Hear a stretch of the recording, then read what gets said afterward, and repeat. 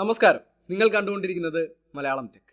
ഇന്ന് നമ്മളിവിടെ അൺബോക്സ് ചെയ്യാൻ പോകുന്നത് ലോജിടെക്കിൻ്റെ K480 എന്ന് പറയുന്ന മൾട്ടി ഡിവൈസ് കീബോർഡാണ്. ഈ കീബോർഡിൻ്റെ ഉപയോഗങ്ങൾ എന്തൊക്കെയാണെന്ന് കണ്ടറിയാം.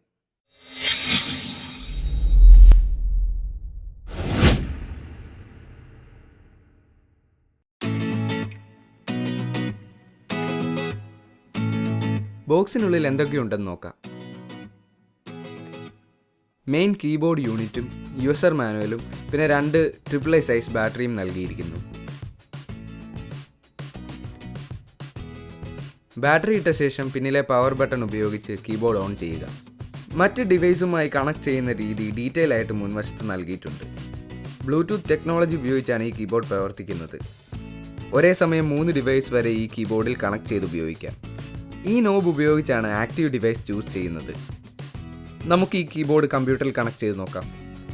ആൻഡ്രോയിഡ്, വിൻഡോസ്, ക്രോം എന്നീ ഓപ്പറേറ്റിംഗ് സിസ്റ്റം കണക്ട് ചെയ്യാൻ ഒരു സ്വിച്ചും iOS, Mac OS എന്നിവ കണക്ട് ചെയ്യാൻ മറ്റൊരു സ്വിച്ചും നൽകിയിരിക്കുന്നു.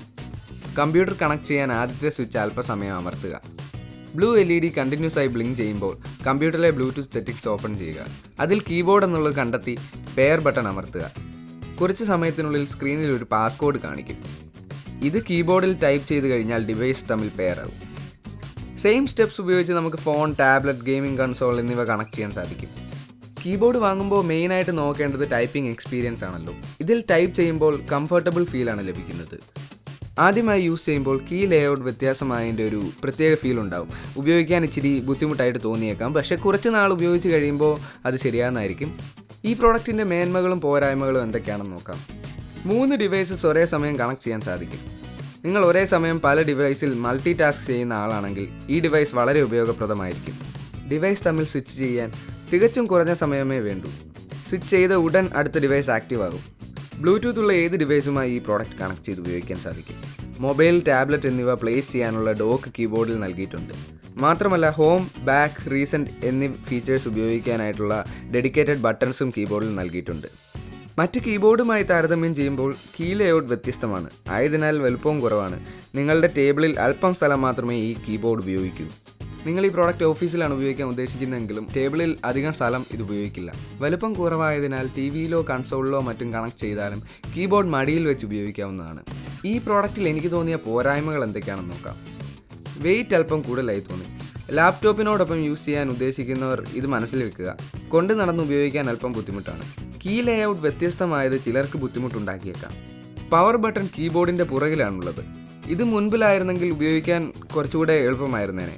എന്തു തന്നെ പറഞ്ഞാലും ഓട്ടോ പവർ ഓഫ് ഫീച്ചർ ഉണ്ടെങ്കിലും നമ്മൾ ബാഗിലൊക്കെ കൊണ്ട് നടക്കുമ്പോൾ കീസ് പ്രസ് ചെയ്ത് കഴിഞ്ഞാൽ അറിയാതെ വീണ്ടും പവർ ഓൺ ആകാൻ ചാൻസ് ഉണ്ട്. ബിൽഡ് ക്വാളിറ്റി കുറച്ചുകൂടെ മെച്ചപ്പെടുത്താമായിരുന്നു. കയ്യിലെടുക്കുമ്പോൾ ഉള്ളിൽ എന്തൊക്കെയോ ക്രാക്ക് ആകുന്ന നോയ്സ് അകത്തുനിന്ന് നമുക്ക് കേൾക്കാൻ സാധിക്കും. പിന്നെയുള്ള ഒരു പ്രശ്നം കണ്ടത് കീസിന് ബാക്ക് ലൈറ്റ് ഇല്ല എന്നുള്ളതാണ്. ഇതുകൂടെ ഉണ്ടായിരുന്നെങ്കിൽ രാത്രികാല ഉപയോഗം എളുപ്പമായിരുന്നേനെ. 2000 രൂപയ്ക്ക് വളരെ നല്ലൊരു കീബോർഡാണ്. ഈ കീബോർഡ് ഉപയോഗിച്ച് നിങ്ങൾക്ക് പല ഡിവൈസസ് ഒരേ സമയം കണക്ട് ചെയ്ത് ഉപയോഗിക്കാൻ സാധിക്കും എന്നുള്ളത് ഒരു മെയിൻ ഫീച്ചറാണ്. ഈ റേഞ്ചിൽ ഇങ്ങനെ ഒരു യൂസുള്ള വേറെ കീബോർഡ് ഞാൻ കണ്ടില്ല. അപ്പോൾ നിങ്ങൾക്ക് യൂസ്ഫുള്ളായി തോന്നുന്നുണ്ടെങ്കിൽ തീർച്ചയായും വാങ്ങുക. ലിങ്ക് താഴെ ഡിസ്ക്രിപ്ഷനിൽ നൽകിയിട്ടുണ്ട്.